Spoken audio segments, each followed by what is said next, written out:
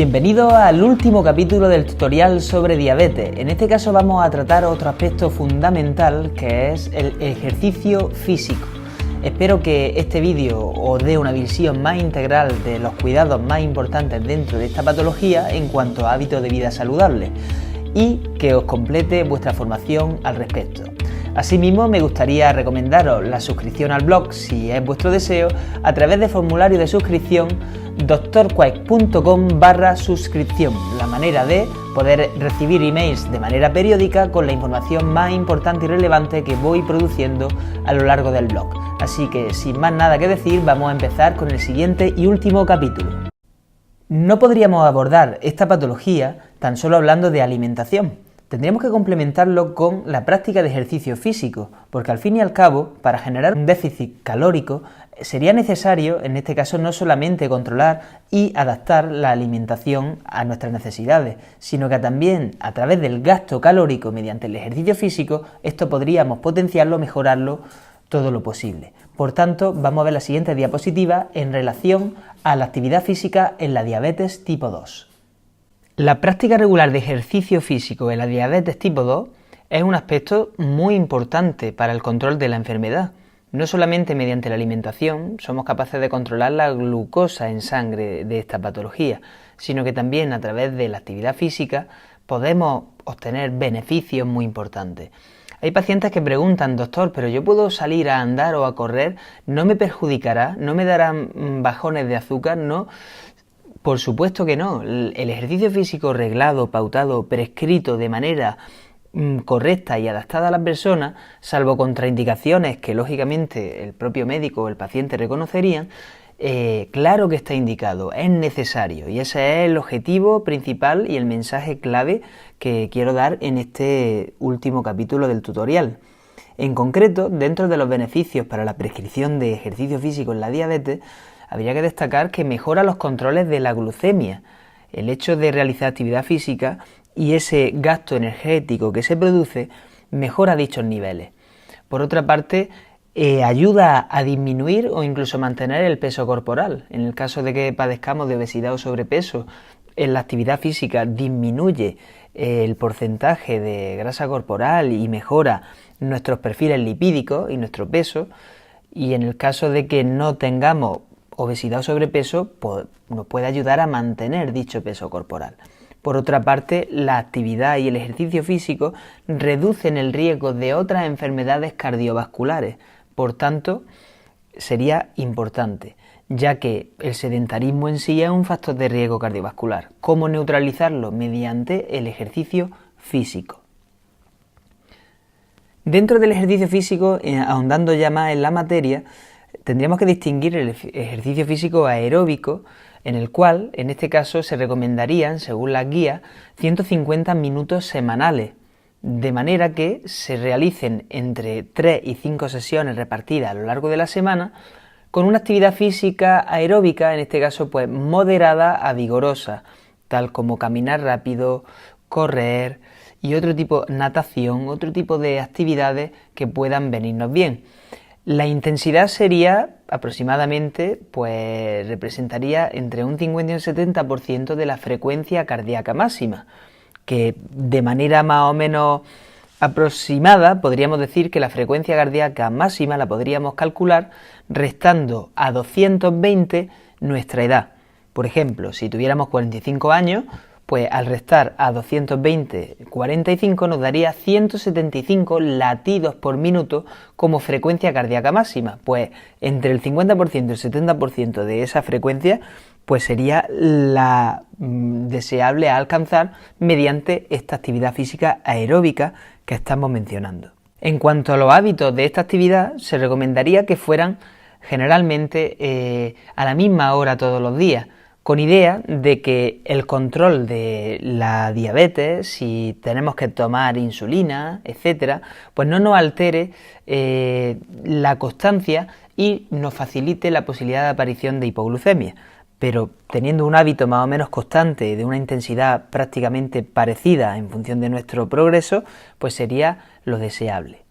Respecto al ejercicio anaeróbico, el ejercicio más de fuerza en el que habría que realizar pues carga leve a moderada, unas 2 veces por semana. Este tipo de ejercicio también es muy recomendable, y no solamente el aeróbico para mantener fuerte el sistema cardiovascular, sino también la fuerza, la potencia, el aumento de masa muscular, también es saludable, y en este caso se recomendaría cargas leves a moderadas.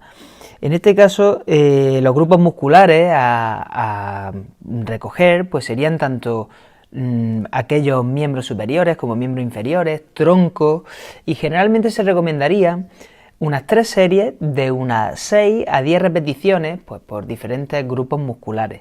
Todo esto lógicamente se pautaría y se prescribiría de una manera ya más detallada, pero en global sería pues para adquirir ese beneficio integral en nuestro cuerpo. Una forma de llevarlo a cabo, pues por ejemplo mediante ejercicios de levantamiento de nuestro propio peso, el peso propio del cuerpo, o mediante el uso de gomas elásticas, levantamiento de pesos libres, tales como pesas, barras, el uso de máquinas en gimnasio, en función, lógicamente, de la persona, de las limitaciones que tenga, de la edad de la persona, de la evolución de la enfermedad. Una vez que hemos introducido el tema con estos aspectos que acabamos de mencionar, lo importante sería ver cómo prescribir ejercicio físico en la diabetes tipo 2. Para eso está el siguiente vídeo. Así que vamos allá. Un aspecto a destacar importante son las hiperglucemias asociadas al ejercicio. En primer lugar, decir que cuando realizamos actividad física podría darse lugar a una hiperglucemia inmediata por ejercicio, que esta es frecuente por el hecho de que cuando realizamos ejercicio se elevan las catecolaminas, son hormonas del estrés, y lo que elevan es la glucemia. En este caso no habría que hacer nada especial ni hacer un tratamiento posterior con insulina. En este caso, generalmente este tipo de hiperglucemia temporal puede durar entre 1 hora, hora y media posterior al ejercicio, y entra dentro de los factores fisiológicos del organismo. Sin embargo, distinto sería una hiperglucemia que se produjera por falta de insulina. Si tenemos la insulina baja y no hemos tomado el tratamiento adecuadamente, o se produce una hiperglucemia en el ejercicio, pero también porque la insulina no ha sido administrada con corrección a lo largo del día, claro que esa hiperglucemia sí habría que tratarla, porque en el ejercicio va a aumentar más, y lógicamente si estamos infratratados o hay falta o déficit de insulina para poder mejorar los niveles de glucemia, en este caso sí que habría que tener cuidado y tratarla, porque en el ejercicio lógicamente aumentaría, que es distinto a una hiperglucemia inmediata por ejercicio fisiológica normal y corriente. Por otra parte, dentro de la prescripción de ejercicio habría que destacar 3 fases. La primera de ellas es la de precalentamiento. En todo ejercicio prescrito y programado, primero habría un precalentamiento de unos 5 a 10 minutos, que son ejercicios de adaptación para evitar lesiones y progreso hemodinámico regular y gradual al estado siguiente, que sería precisamente la fase principal, en la cual, depende del caso, podría durar entre 40 a 50 minutos, en la que se llevarían a cabo ejercicios programados, tanto de índole aeróbico como anaeróbico, en función de las necesidades de cada persona. Finalmente, una vez terminado ese ejercicio, sería conveniente una vuelta a la calma, en la que en unos 10 minutos aproximadamente se indujera a la relajación y vuelta al estado hemodinámico inicial. Todo esto sería muy importante para llevar una realización de ejercicio pautado, prescrito y adaptado a las condiciones fisiológicas de la persona. Se ha visto que mediante este tipo de prescripción de ejercicio y su aplicación diaria, podrían llegar a descender los niveles de hemoglobina glicosilada en un 0,6%, lo cual estamos hablando de una cifra bastante importante para deberse exclusivamente al ejercicio, sin más. Pensemos que la hemoglobina glicosilada, que es uno de los parámetros que diagnostica la diabetes y nos marca su control, precisamente mediante el tratamiento con antidiabéticos orales e insulina pretendemos disminuir esos niveles, pues simplemente con un hábito de vida saludable y prescrito y adaptado a la persona podríamos reducir un 0,6% aproximadamente de esos valores. Es lógico también que habría que evitar la sedestación por encima de los 30 minutos, intentar siempre mantener algo de actividad para que esos niveles de glucemia se mantengan equilibrados. Y por otra parte se recomienda, además de los ejercicios aeróbicos y anaeróbicos, ejercicios de flexibilidad y de equilibrio, generalmente 2-3 veces en semana, y para ello pues podría ser útil la práctica de yoga o tai chi, entre otros. Pero, ¿en todas las circunstancias un paciente diabético podría realizar ejercicio? Bueno, hay algunas excepciones que hay que considerar, aparte de características propias de la persona, ¿no? Dentro de las contraindicaciones a la hora de realizar ejercicio sería, por ejemplo, que iniciésemos dicha práctica con unos niveles en sangre de 300 miligramos decilitros. Estaría muy elevado y, lógicamente, esa hiperglucemia post-entrenamiento físico aumentaría más. O bien la presencia de cuerpos cetónicos en orina, cetonuria, lo cual también marcaría que habría un problema de mal control dentro de la diabetes. Asimismo, si estamos en el otro extremo, es decir, en hipoglucemia, por supuesto que no sería recomendable la práctica de ejercicio, porque también ese consumo de energía podría hacer que tuviéramos algún problema, alguna lesión o perjudicáramos el momento actual de la enfermedad. Entonces, hasta que no se repusiera unos niveles de glucemia bajos, no podríamos. Es decir, evitar los extremos tanto por hiperglucemia como hipoglucemia. Y luego finalmente hablamos de las complicaciones microvasculares. Cuando estas ya están presentes en la persona, en una diabetes de larga evolución, tendríamos que gastar cuidado, sobre todo cuando esas complicaciones microvasculares están muy avanzadas. Tal es el caso de la retinopatía diabética, cuando ya, por ejemplo, el paciente padece de entidades patológicas como la retinopatía proliferativa que no esté tratada, o una hemorragia vítrea dentro del globo ocular, o una hemorragia retiniana reciente importante. Todo este tipo de afectaciones agudas podrían complicar que con la actividad física pues fueran a más y generar problemas.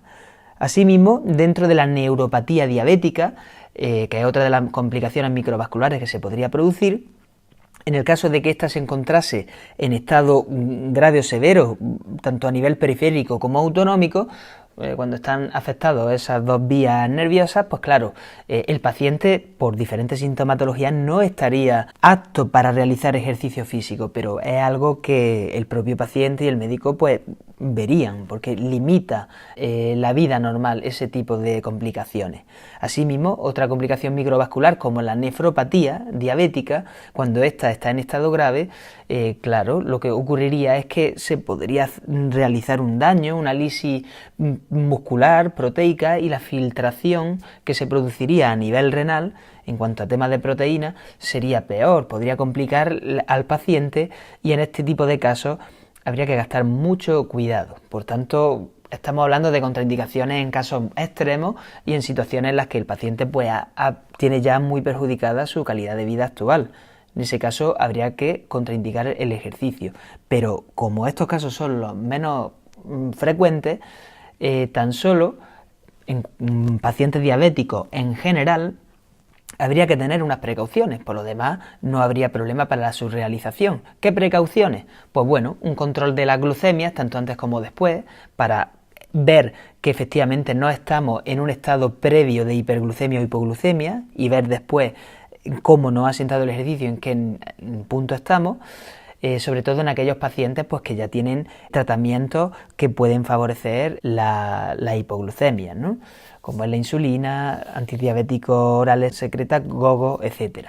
Por otra parte, realizar calentamiento previo. En la prescripción para pacientes diabéticos de ejercicio lo hemos visto que se realiza un calentamiento previo. Asimismo, evitar inyectar la insulina justo en la zona de esfuerzo que vayamos a emplear. Por ejemplo, si vamos a realizar actividad física anaeróbica, vamos a realizar ejercicios de abdomen, de tronco inferior, pues en ese caso no administrarnos insulina justo en esa zona, sino prever ese tipo de problemática y administrárnoslo en otras regiones, como es la cara anterior de los muslos, glúteos, brazos, etcétera. En este caso del ejemplo, ¿no?